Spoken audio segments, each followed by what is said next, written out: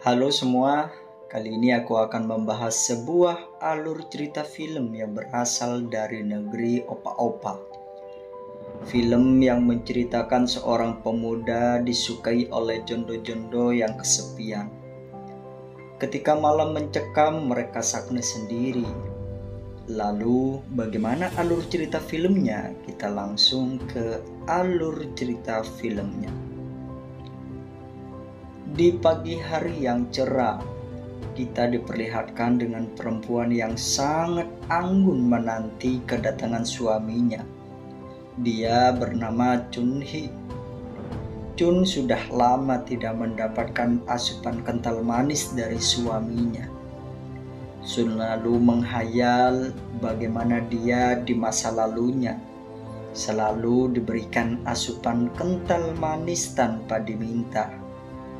Lalu di tengah malam, Sun memancing suaminya agar rudal tumpulnya bergerak siap.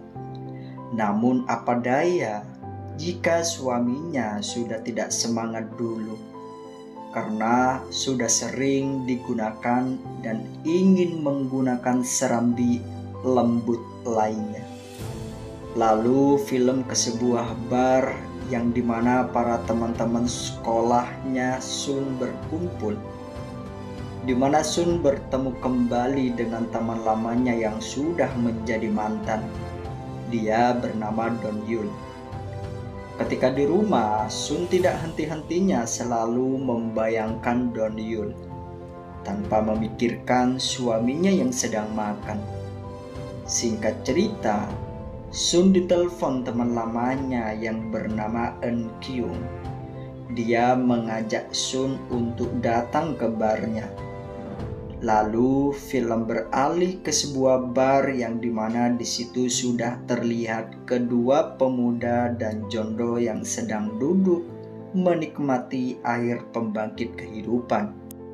Yang tidak lain, Don Yul dan Eun Kyung, ternyata mereka berdua sudah menjadi sepasang kekasih. Di awal film sebelumnya yang pertama, ceritanya begini. Don Yul dikabarkan akan menikah dengan suaminya yang sekarang yang bernama Diok. Lalu Sun pisah dengan Don Yul karena perseteruan kalau Diok dan Sun sudahlah bahagia. Dan Don Yul ini masih belum percaya kalau Sun dia bahagia. Sedangkan Eun Kyung berusaha memikat hatinya Don Yul. Tak lama kemudian Eun Kyung ditelepon sahabatnya untuk menghadiri sebuah pertemuan. Tinggallah Don Yul dan Sun berdua. Mereka saling mengungkapkan pengalamannya yang membuat hati Sun kembali ke masa-masa dahulu kala, di mana dia masih di masa-masa sekolah. Terlihat film ini di mana sepasang kekasih sedang berpadu kasih dengannya.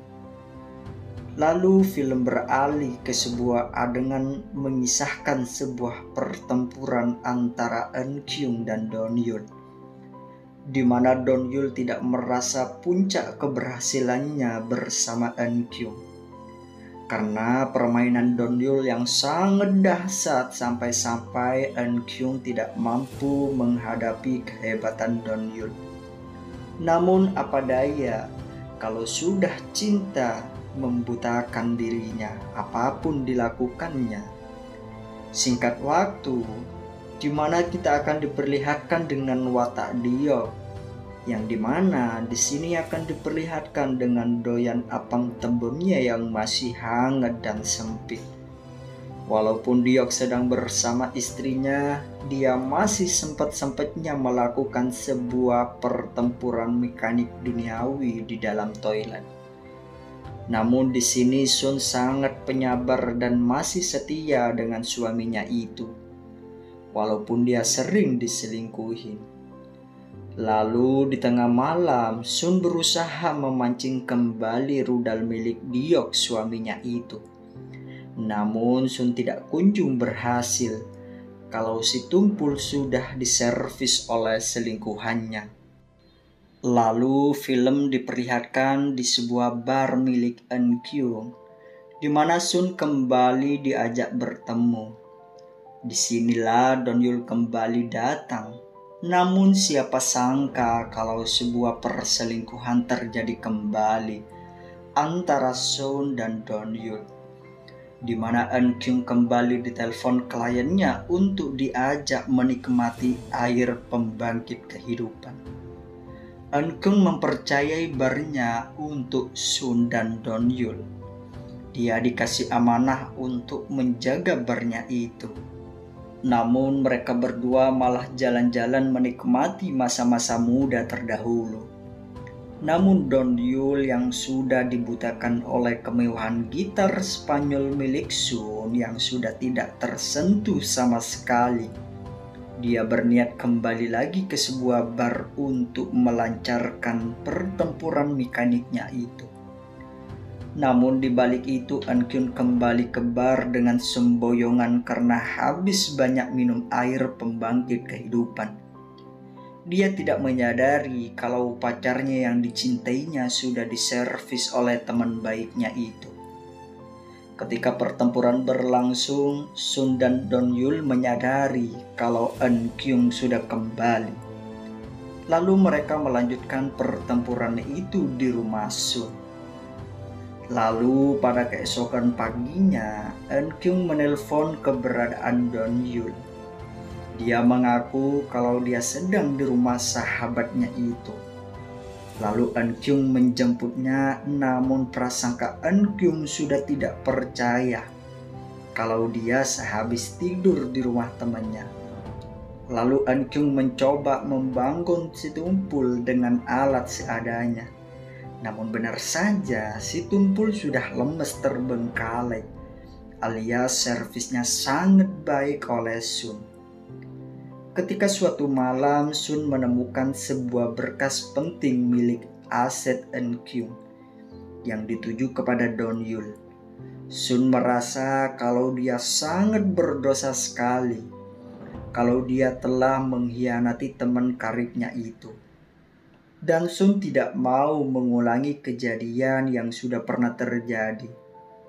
Bukti kalau Donyul menelpon Sun mengerijek teleponnya. Singkat cerita, Eunkyung mengajak kekasihnya ke sebuah pertemuan mewah. Namun di situ sudah ada Sun dan Diok. Perlakuan Diok pun masih nampak kalau dia tidak memerlukan Sun sepenuh hati. Dan Donyul pun merasa kalau Sun tidak mendapatkan kasih sayang dari sang suami. Lalu mereka melanjutkan ke rumah Diok untuk berpesta air pembangkit kehidupan. Tak lama kemudian, karena mereka sudah dikendalikan oleh air pembangkit kehidupan, mereka pun tepar tidak berdaya karena Donyul dipengaruhi oleh air pembangkit.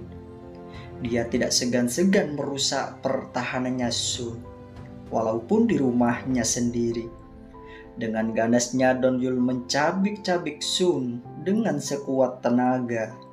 Dilakukan pembelaan oleh Sun, maka dia akan kalah dengan irama sentuhan dahsyat milik Donyul.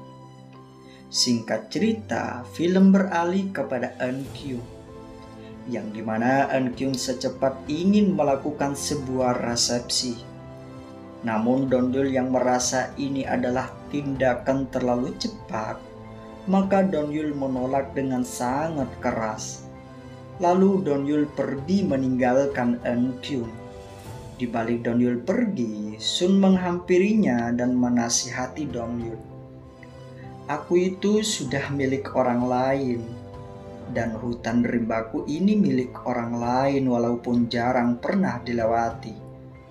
Dan gunung kembarku ini milik orang lain walaupun tidak dinaiki. Jadi kamu tidak usah banyak berfantasi kalau aku akan kembali kepadamu. Jadi kamu harus menikah dengan Eunkyung. Dia sangat mencintaimu. Tidak usah banyak berharap, walaupun pertahananku sangatlah sempit dan sulit dilewati, apalagi sangat enak dihidangkan. Tolong jangan merusak suasana persahabatanku dengan Eunkyung. Begitulah maksudnya mereka yang diomongkan. Dan seketika Donyul sadar kalau dia hanya bisa bermimpi memiliki hati seorang yang sudah bersuami. Lalu Donyul mau menikah dengan Eunkyung dan meluapkan emosionalnya untuk menghancurkan pertahanan milik Eunkyung. Dengan sangat ganas, singkat waktu, ketika Eunkyung sedang bermesraan, tiba-tiba mereka berpapasan dengan Deok yang menggandeng perempuan lain. Seketika Donyul sadar kalau Sun hanya sebuah boneka di samping Deok.